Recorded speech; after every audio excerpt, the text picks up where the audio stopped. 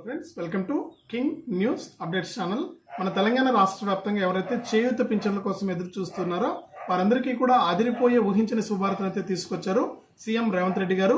ఇక చేయూత పింఛన్ల డబ్బులు జమ కావాలంటే, అంటే పెంచిన కొత్త పెన్షన్ల డబ్బులు మీకు జమ కావాలంటే అందరూ కూడా వెంటనే ఇలా చేయాలని ఆదేశాలు అయితే జారీ చేసి ఉన్నారు. ఇక పెన్షన్దారులు ఏం చేయాలి, ఇప్పుడు ఆసరా పెన్షన్ పొందుతున్న వారు ఏం చేయాలి, అలాగే కొత్తగా పెన్షన్ కోసం దరఖాస్తు చేసుకున్న వారు ఏం చేయాలనే వివరాలన్నీ కూడా మీకు అందరికీ కూడా తెలియజేస్తాను. దయచేసి వీడియో చూస్తున్న ప్రతి ఒక్కరు కూడా ముందుగా వీడియోను చివరి వరకు చూడండి. మీరు చివరి వరకు చూస్తేనే మీకు విషయం అనేది అర్థమవుతుంది. అంతేకాకుండా ప్రతి ఒక్కరు కూడా వీడియోను లైక్ చేయండి. ఈ విధంగా లైక్ బటన్ ఉంటుంది, లైక్ చేసేయండి. తెలిసిన బంధువులకు, స్నేహితులకు వీడియోను షేర్ చేయండి.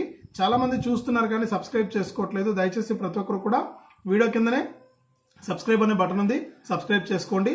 సబ్స్క్రైబ్ అయిన వెంటనే గంట వస్తుంది. గంట పైన నొక్కితే మళ్ళీ కూడా పక్కనే ఆల్ అనే గంట వస్తుంది. ఆ గంట పైన కూడా నొక్కితేనే ప్రతి వీడియోను కూడా మీరు అందరికంటే ముందుగానే తెలుసుకోవడం జరుగుతుంది. దయచేసి ప్రతి ఒక్కరు కూడా వీడియోను లైక్ చేసి, షేర్ చేసి, సబ్స్క్రైబ్ చేసుకోండి. అంతేకాకుండా నేను ప్రతి వీడియోలో కూడా మిమ్మల్ని రిక్వెస్ట్ చేస్తున్నానన్నా, దయచేసి మాలాంటి వికలాంగులకు మీరు ఏదైనా హెల్ప్ చేయాలనుకుంటే తప్పకుండా వీడియోలో కనిపిస్తున్నటువంటి క్యూఆర్ కోడ్ అనేది స్కాన్ చేసి మీకు తోచినంత సహాయాన్ని అయితే మీరు చేయండి. మీరు ఏదో ఒకటి మీకు దోచినంత డొనేషన్ అయితే ఇవ్వండి. మన ఛానల్కు, మన లాంటి వికలాంగులకైతే హెల్ప్ చేస్తారని నమ్ముతున్నానన్నా. ఇక రాష్ట్ర వ్యాప్తంగా మనకు చాలా మంది ఏంటంటే చేయూత పింఛన్ల కోసం అయితే ఎదురు చూస్తున్నారు. అంటే గతంలో ఆసరా పింఛన్లు ఇచ్చేవారు, ఇప్పుడు కూడా ఆసరా పింఛన్లే కొనసాగుతూ ఉన్నాయి. ఇక పెంచినటువంటి పెన్షన్ ఇస్తామని హామీ ఇచ్చారు సీఎం రేవంత్ రెడ్డి గారు. ఇక ఎవరైతే రాష్ట్ర వ్యాప్తంగా అర్హత ఉన్నటువంటి వారు ఉన్నారో వారందరూ కూడా ఈ చేయూత పింఛన్లకైతే దరఖాస్తు చేసుకోవడం జరిగింది. ఈ చేయూత పింఛన్ల కింద ఒక్కొక్కరికి, వృద్ధులకైతే మనకు 4,000 రూపాయలు, వికలాంగులకైతే 6,000 రూపాయలు ఇస్తామన్నారు. ఈ పెన్షన్ల కోసం అయితే ఎంతగానో ఎదురు చూస్తున్నారు లబ్ధిదారులందరూ కూడా. ఇక గతంలో ఆసరా పెన్షన్ పొందుతున్న వారు కూడా మనకు ఈ పెన్షన్ల, కొత్త పెన్షన్ల కోసం అయితే ఎదురు చూస్తున్నారు. ఈ నేపథ్యంలో సీఎం రేవంత్ రెడ్డి గారు జూన్ 4 వరకు ఎన్నికల కోడ్ ఉంటుంది కాబట్టి కొత్త పెన్షన్లు అయితే అమలు చేయలేము. జూన్ 5, 6 తారీఖుల నుంచి కూడా తప్పకుండా మీకు కొత్త పెన్షన్లు అయితే అమలు చేస్తామని కూడా చెప్పడం జరిగింది. అంతేకాకుండా రాష్ట్ర వ్యాప్తంగా మనకు ఈ కొత్త పెన్షన్ల కోసం దరఖాస్తు చేసుకున్న వారందరూ కూడా వెంటనే ఇలా చేయాలని, అలాగే పాత పెన్షన్లు పొందుతున్న వారైతే అవసరం లేదు, మనకు కొత్తగా దరఖాస్తు చేసుకున్న వారందరూ కూడా మీరు వెంటనే ఇలా చేస్తేనే మీకు ఈ కొత్త పెన్షన్లు అయితే జమ అవుతాయని కూడా సీఎం రేవంత్ రెడ్డి గారు అయితే హామీ ఇచ్చారు. ఇక రాష్ట్ర వ్యాప్తంగా ఎవరైతే కొత్తగా చేయూత పెన్షన్లకు దరఖాస్తు చేసుకున్నారో వారందరికీ కూడా వచ్చే నెల నుంచే, జూన్ నెల నుంచే మనకు ఈ చేయూత పెన్షన్లు అయితే ఇవ్వబోతున్నారు. ఇక ఈ చేయూత పెన్షన్లు మీకు జమ కావాలంటే నేరుగా బ్యాంక్ అకౌంట్లో వేస్తుంది కాబట్టి మన తెలంగాణ ప్రభుత్వము, మీకు కనుక ఈ డబ్బులు జమ కావాలంటే వెంటనే మీరు మీ యొక్క బ్యాంక్ ఖాతాకు ఎన్పిసిఐ లింక్ అనేది చేసుకోవాలి. అంటే మనకు ఆధారు, ఫోన్ నెంబర్ అనేది తప్పకుండా లింక్ అనేది చేసుకోవాలి.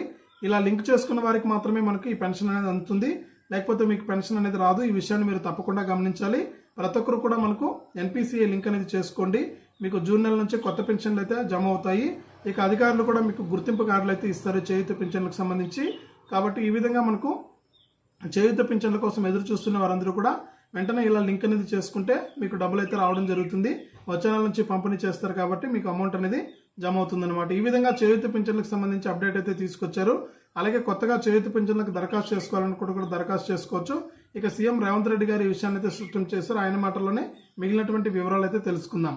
వీడియోని లైక్ చేయండి, షేర్ చేయండి. తప్పకుండా మన ఛానల్ని సబ్స్క్రైబ్ చేసుకుని గంట పైన కూడా నొక్కండి. అలాగే వీడియోలో కనిపిస్తున్నటువంటి క్యూఆర్ కోడ్ అనేది స్కాన్ చేసి మీకు తెలిసిన వాళ్ళందరికీ కూడా మీరు తెలిసిన వాళ్ళకు కూడా చెప్పి మాలాంటి వికలాంగులకు సహాయం అయితే చేయించండి. వర్గంలో మంత్రి దాన్ని నిక్కచ్చిగా అమలు చేసి పేదల ఆరోగ్యాన్ని కాపాడింది.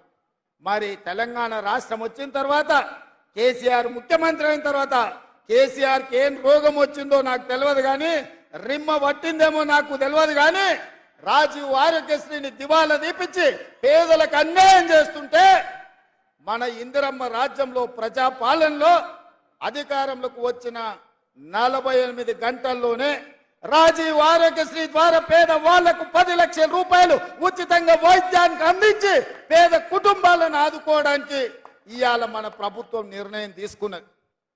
ఇవాళ మరి కాంగ్రెస్ పార్టీని, ప్రభుత్వాన్ని పడగొట్టాలని ఢిల్లీలో ఉండే మోడీ అంటున్నాడు, గల్లీలో ఉండే కేసీఆర్ అంటున్నాడు. నేను అడుగుతున్న మా అక్కల్ని, మా ఆడబిడ్డల్ని, ఎందుకు ఇందిరమ్మ రాజ్యాన్ని కూలగొట్టాలి? ఆర్టీసీలో మా ఆడబిడ్డలకు ఉచితంగా ప్రయాణం ఇచ్చినందుకు కూలగొట్టాలా? లేకపోతే రాజీవ్ ఆరోగ్యశ్రీలో 10 లక్షల రూపాయలు అందించినందుకు కూలగొట్టాలనా? ఒకవేళ ఇందిరమ్మ రాజ్యం ఏమన్నా ఇబ్బందులు పడితే మా ఆడబిడ్డలకు ఆర్టీసీలో ఉచిత ప్రయాణం ఉంటుందా? ఒక్కసారి ఆలోచన చేయమని మా అక్కల్ని అడుగుతున్నా. రాజీవ్ ఆరోగ్యశ్రీ కేసీఆర్ ఎట్లయితే గతంలో దాన్ని పతనం చేయాలని చూసిండో ఇవాళ ఈ ప్రభుత్వానికి ఏదైనా ప్రమాదం వస్తే మీకు ఆ పథకాన్ని అమలు చేసే వాళ్ళు ఎవరు, పేదల ఆరోగ్యాన్ని కాపాడేది ఎవరో ఒకసారి ఆలోచన చేయండి మిత్రులారా అని నేను అడుగుతున్నా.